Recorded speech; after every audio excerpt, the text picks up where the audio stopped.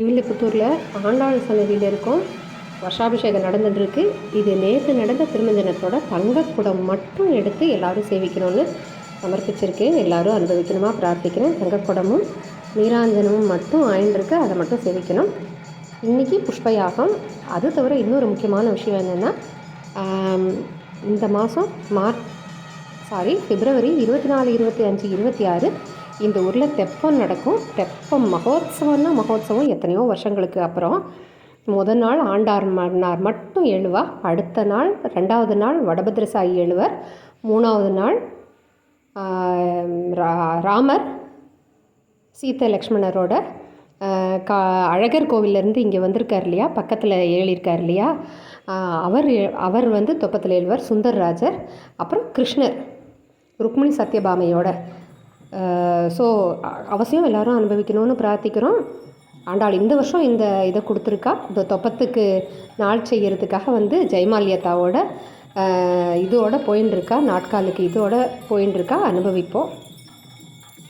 நாடகசாலை திருவேங்கடத்தார் ஒரு பிரதர்ஷனம் பண்ணி திருமக்குளத்தில் போய் நாள் செய்ய போகிறா. இன்னிலேருந்து கவுண்ட் டவுன்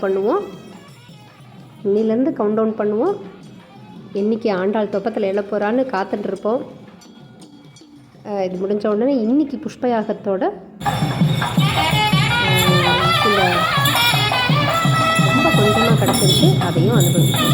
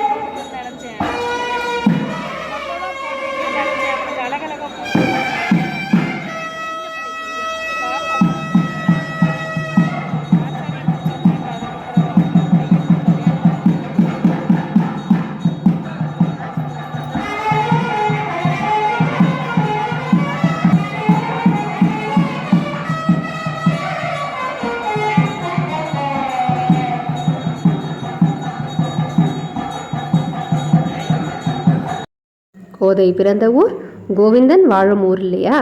நம்ம ஊரில் ப்ரெசன்ட் டென்ஸு நான் நிறைய தடவை சொல்லியிருக்கேன்.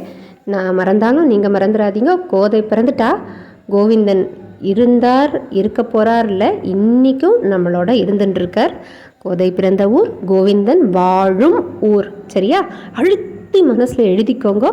நம்மளை விட்டு எங்கேயும் போக மாட்டார், நிச்சயமாக நம்ம கூட தான் இருக்கார். சரியா?